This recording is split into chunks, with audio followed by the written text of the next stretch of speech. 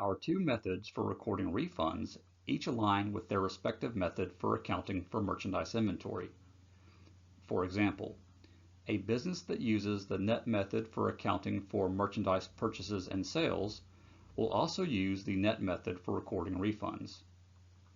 Just like with those sales and purchases, use of the net or gross method for refunds will have implications on the financial statements and closing entries. Here we see a chart of accounts for R&F bicycles.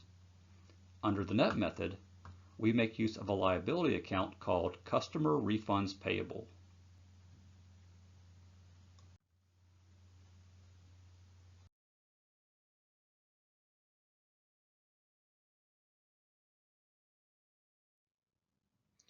When selling a physical good, it's just a given that some of it will be returned. Maybe it's defective, or maybe it didn't meet the buyer's expectations. Whatever the cause, we know that not all the sales we made will stay out there. So we first need to estimate how much of our sales will be refunded. For example, let's say that R&F estimates that amount as 6.2%. There's nothing especially scientific about that number. It's just an estimate based upon previous experience. The accountant will look at the balance of the sales account, take that credit balance, and multiply it by 6.2%. In this instance, we estimate that $132,000 of the sales we made will probably be refunded. We then book a journal entry that reduces sales and increases liabilities by that amount.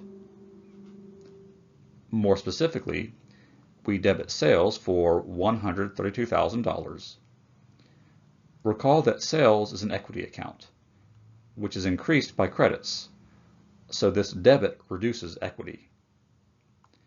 We then credit customer refunds payable, which increases liabilities, keeping our accounting equation in balance.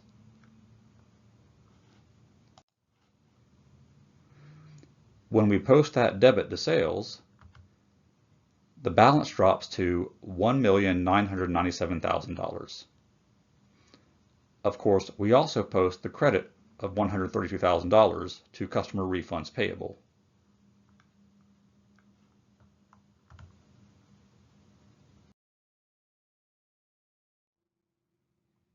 Our next entry needs to reflect the value of inventory we think will be returned, $25,000 in this case.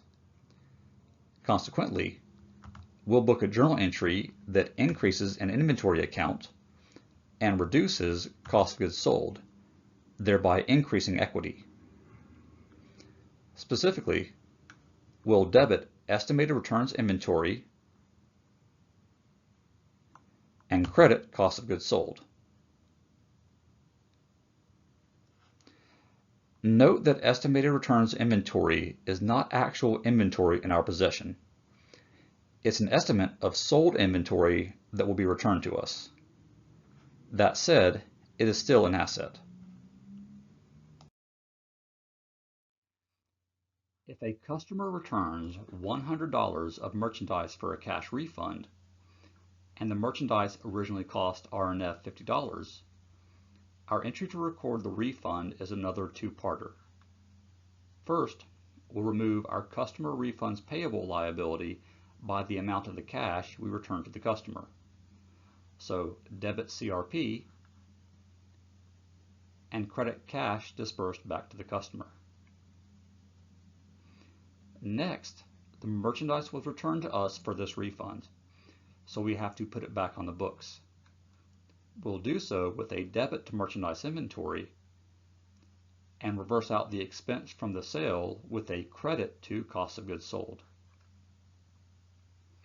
If it helps, the entry for the return is almost a perfect reversal of the sales. Keyword almost. Recall what the entry is to record the sale. We are doing a direct reversal of that second entry. We initially debited cost of goods sold and credited merchandise inventory. With this entry, we simply reverse that one.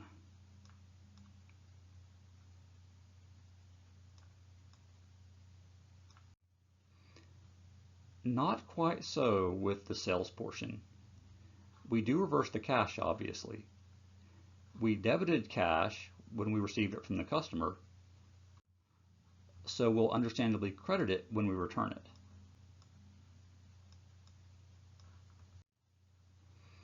The one difference is that we debit customer refunds payable. We don't reverse sales with a debit because we already debited sales when we estimated our returns.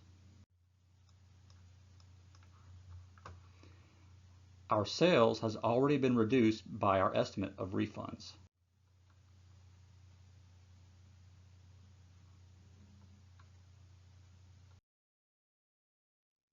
That concludes this video on refunds.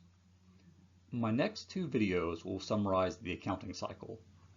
There will be a separate video for the net and gross method, so please be careful to watch the correct one. As usual, thank you very much for watching.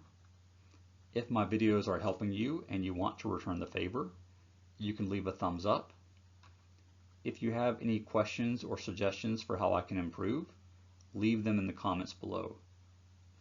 If you really want to help, consider subscribing to my channel. Not forever, just on a temporary basis for however long you're taking your accounting courses. Finally, feel free to share my videos with your fellow classmates and possibly your instructor. I'd like my videos to help as many students as possible, and I wouldn't mind getting some input from contemporaries. Thank you once again, and I'll see you in the next one.